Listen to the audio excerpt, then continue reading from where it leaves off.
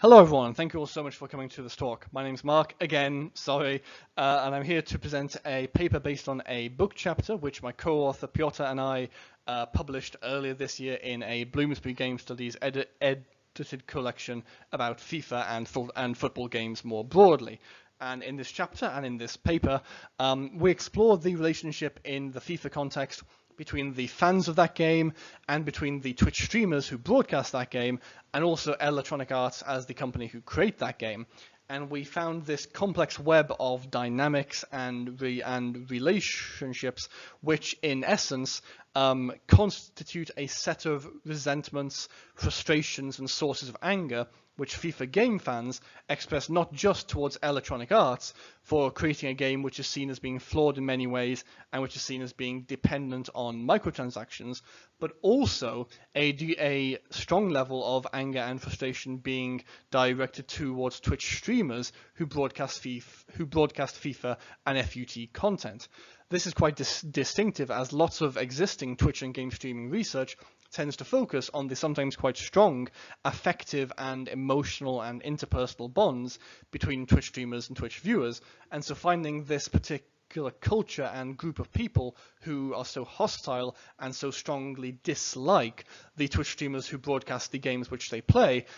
marks this out, I think, quite well as quite a kind of intriguing and quite a novel case study. So in this talk, we'll give a bit of a sense about the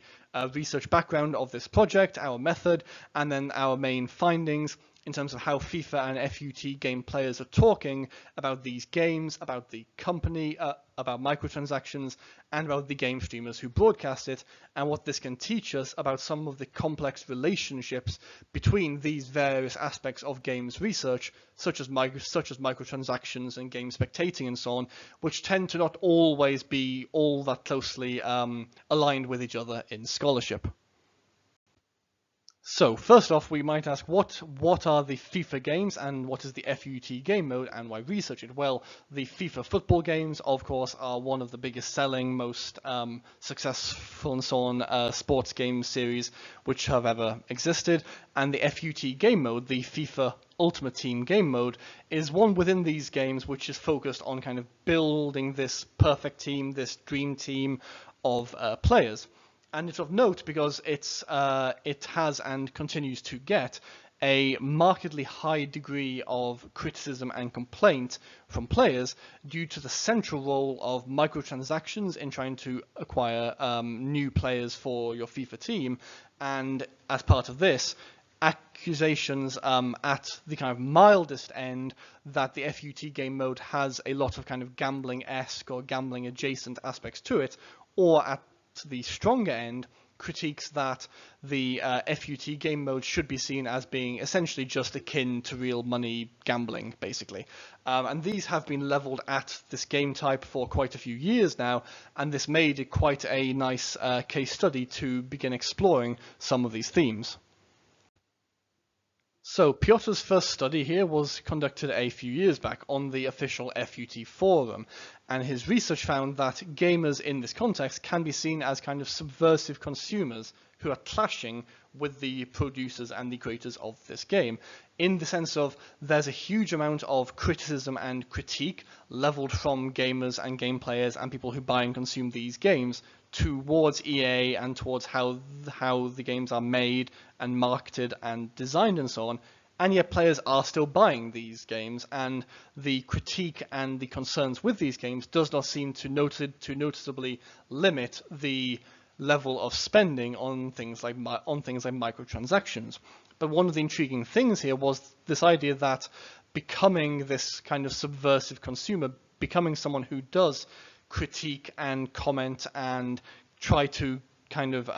highlight the negative aspects of these games, becomes almost this sort of identity project for the people on the forums who engage with this, in the sense of there's this idea among players that a truly sort of savvy, dedicated, focused FIFA consumer is not someone who just kind of blandly and blindly consumes what that game is, but is active in trying to critique it, in trying to have it changed, in being kind of savvy and wise enough to be able to spot and to identify and to talk about the game's issues and the game's shortcomings. And as part of this, Piotr found a number of reasons behind gamers' dissatisfaction with the FIFA series. The first of this was the perception that EA pursue a wash, rinse and repeat tactic with FIFA games, as in each game is barely a change from the last game, but you are still paying a full price for that next game. In turn, there was a very strong critique of the monetization methods, with this idea that the FIFA games are less a set of games which also make money, and rather a money-making project which manifests itself as a game, and that the central role of microtransactions in these games can be used to show and to kind of prove, in the eyes of the gamers who we're talking about here, the greed of EA as a company. In this second study, therefore, which I was a part of, the goal was to expand beyond these initial findings and to include things like content creators on Twitch and on YouTube, as well as the game's players, its microtransactions, the game's developers, and so on. And part of the idea here was to kind of bring streamers and content creators into this more political, economic focused consideration of the wider ecosystem of players, money, ideas, discourse within this game, and to see how players are perceiving that same ecosystem. So by exploring the sorts of political relationships which might be emerging out of the economic relationships between players, FIFA, electronic arts, game streamers, and microtransactions, we should be able to shed further light on how these various factors combine and what kinds of changes and tensions can we see here. So, in terms of method, we took a very close look at the largest official FIFA forum which EA themselves run, and searches done in June and July of last year, searching for threads which talked about content creators, YouTubers, Let's Players, Twitch streamers, and so on, found roughly 2,500 threads here.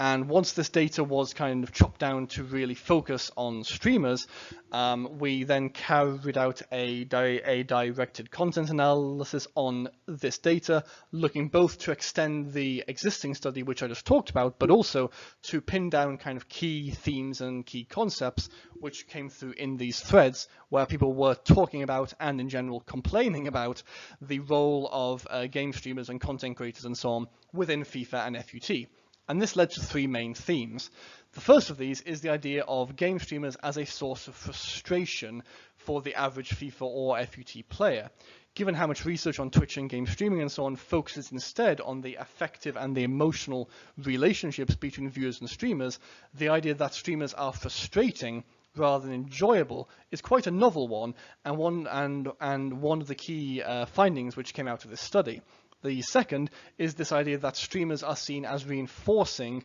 and even encouraging micropayments and microtransactions within the FIFA franchise, and this is seen as something very negative and something very undesirable by lots of players. The third, in turn, is this idea that streamers might not have that much interest in FIFA or in FUT itself, but are rather acting as kind of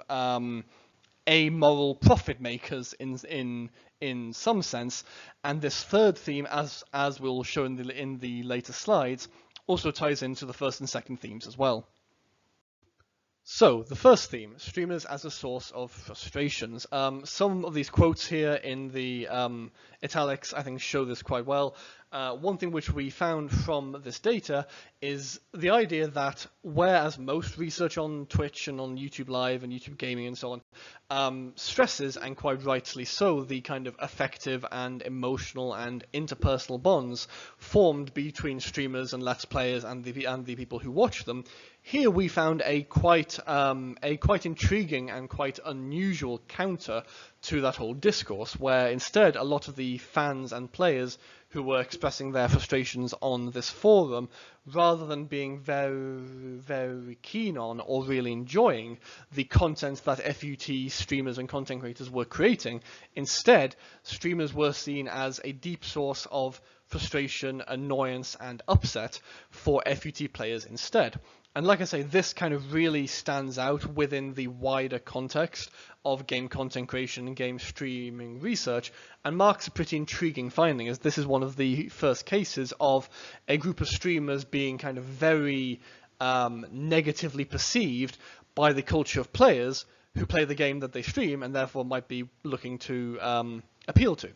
So there were three main reasons for these frustrations articulated in these forum threads. The first was streamers' in-game strategies, the second being perceived detrimental effects on the game, and the third being the sense of luck exhibited by the content creators. In the first case, a lot of the forum threads expressed frustration that streamers were always pursuing kind of very optimized, very game theory perfect ways of playing the game, and that trickled down throughout the rest of the game ecosystem because streamers are so well seen and so well viewed and have so much kind of clout, and this was making the game far less exciting and far less pleasing to play for the rest of the game's fan culture. The second point was this idea that the game itself was therefore kind of being made worse by the presence of streamers, and the idea that this greater and this stronger sense of competition within players was something which was being promoted by how streamers act and how streamers behave and how streamers present both themselves and their play of the game. The third, though, I think is the most intriguing, which was this idea which a number of forum threads expressed, and as far as one can tell, quite seriously rather than sarcastically or ironically, this idea that content creators and streamers who play the FUT game mode have better luck than the average game player. So this was the idea that because someone's a game streamer, a YouTuber, a content creator, that in some way the game is giving them better luck in order to kind of trick viewers into thinking that they'll have that kind of luck if they also go and open the game's microtransactions as well. And here we begin to see the kind of first piece of this kind of conspiracy theory type thinking, which we explore in this paper. And lots of these threads talked about these ideas that streamers had kind of special agreements, or that the game in some way knew that they were broadcasting and therefore gave them better players and better kits and so on. And this is a kind of intriguing finding, I think, because again it runs counter to lots of the existing game streaming research, and instead presents this sense of quite a strong divide between the fans and the streamers, rather than this sense of closeness which streamers in general try to cultivate. Tied into all of these ideas was the second main theme, which was this idea that game streamers and content creators and so on are reinforcing the idea of micropayments and microtransactions within something like FIFA Ultimate Team. And here we had a lot of quotes about this idea that the company is particularly keen on particular streamers who are willing to spend lots of money on the microtransactions, and that streamers who spend money on microtransactions are those who get the most views and are maybe being kind of promoted in other ways as well. And although a lot of these comments, as shown in the italics here, acknowledge that these are astounding amounts of money being spent, and potentially amounts of money which the average player couldn't expect to be able to spend on these things, it is nevertheless being seen by these players as a kind of method for the game and for the game's creators to normalize and to reinforce the idea that microtransactions and micropayments are a vital part of this. And we think that for a lot of these players and fans talking on this forum, I think it would be safe to say that the most hated part of this game is the microtransaction aspect. And so there's this perception here that these content creators and game streamers and so on are playing this very negative and this very kind of undesirable role within the game's wider financial ecosystem by normalizing and encouraging and making exciting and making thrilling the idea of buying the game's microtransactions. And there was a sense, as the slide notes, that they were functioning as EA's agents. And this, again, is quite a kind of intriguing claim compared to a lot of existing game streaming research. Although these days it's very standard for game streamers and YouTube Let's Players and so on to acknowledge when they've been sponsored to play a game by the people who created that game, the idea that the streamer is some kind of shill on the part of the game company is a comparatively rare one, but comes out extremely strongly here. In combining these last 2 points, we begin to see the emergence of what we term in the full chapter these kind of conspiracy theories about the game. And there's this kind of two-step process by which this happens. The first is this idea, which seems to be rife on the forum we studied, that both the game's creators and the most popular and well-known of the game streamers are both responsible for the game's flaws. This is again quite a kind of distinctive and novel claim, where most people, I think, in most contexts, if they dislike a game, would blame it on the game's creators. But here, the game's content creators, its streamers, its YouTubers, its Let's Players, its influencers and so on, are being brought into the kind of sphere of who is eligible for being blamed about the issues, about the problems, about the aspects of this game which the average player maybe doesn't like. And so both the game devs and the game streamers are seen as being responsible for the issues in this game, and they both kind of play off each other to make the undesirable aspects of FIFA games even worse. But then in turn, in some of the threads, this transitions into this more kind of conspiracy theory focused thinking, where there's this idea which I mentioned on some of the past slides, that EA specifically chooses to favor content creators over the average player by making their players a little bit faster, or by giving them better microtransaction outcomes, or things of this sort. And so the idea here is that EA, by supposedly choosing to favor famous players over the average player, is trying to kind of give this fake image and this fake sense of what playing this game is like, in terms of how many good players you might get from a loot box and things of this sort. And also intriguing here to note, of course, is that a lot of the resentment expressed here is not just resentment that these famous game streamers are being given kind of first dibs over the average player, but it's also resentment that they are being given that solely by virtue of being famous. As in, maybe this game streamer is not being given good outcomes because they are skilled or whatever it might be. Instead, a lot of resentment was pointed at EA supposedly giving game streamers first dibs simply by virtue of being famous. And so this very strong kind of EA should be looking out for the average player, but instead they are only looking out for the elite, for the top Twitch streamers and so on. That kind of discourse was also quite strong here, and this kind of resentment at game streamers for being given this apparent advantage simply by virtue of being famous was very, very strong here.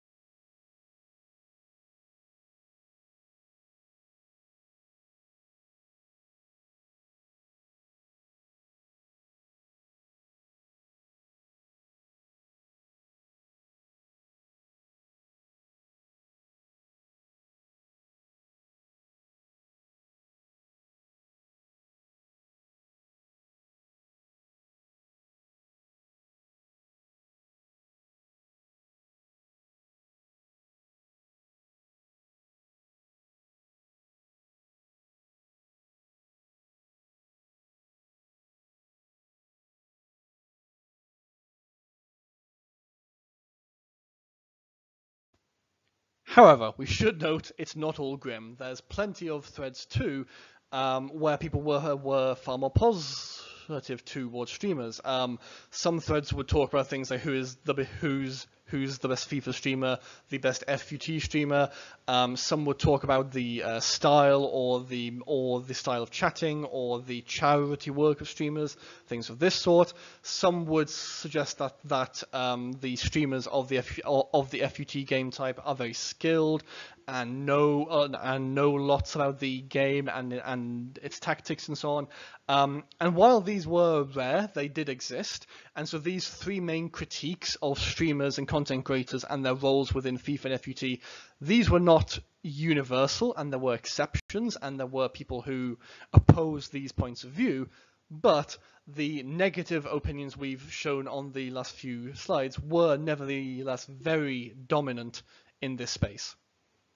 So what does all this mean? Well, we think it means a few things. The first being that kind of exploring FUT as a game type and FIFA more broadly does tell us a lot about other sports games and games of other genres. Clearly, the FIFA series is one of the most successful sports games franchises ever in terms of money, in terms of player numbers, in terms of how long it's lasted and so on. And these kinds of concerns about the average player and their relationship to these big name players or the company who creates these games, I think kind of point us towards a certain set of anxieties and kind of concerns for where the average player sits in the play of these huge multi-billion, many-year spanning franchises.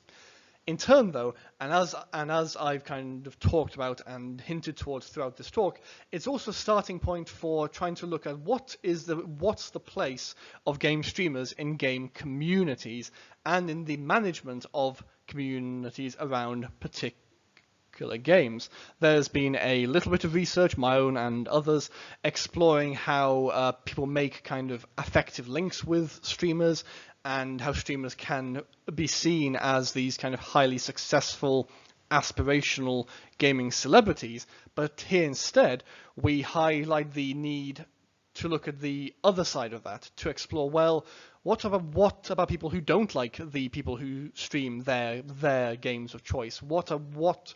about people who are focused on critiquing and being very negative about game streamers? What's the role of a game streamer within this kind of wider ecosystem of all the people who play or enjoy a game, rather than simply those who watch streamers on Twitch and YouTube and so on?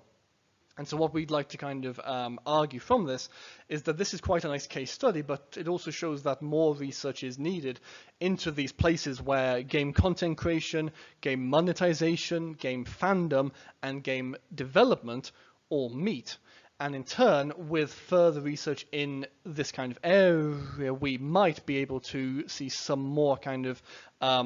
ideas and some more kind of developments for what looks like appropriate business ethics in these sorts of contexts. So it's now the shameless plug slide. So if this talk intrigued you, and if microtransactions or game streaming or the FIFA series or anything of this sort interests you, please do think about picking up the book. The book chapter is in there. It's also on some preprint sites as well, so you can email me or Piotr and we'll send you a link to it.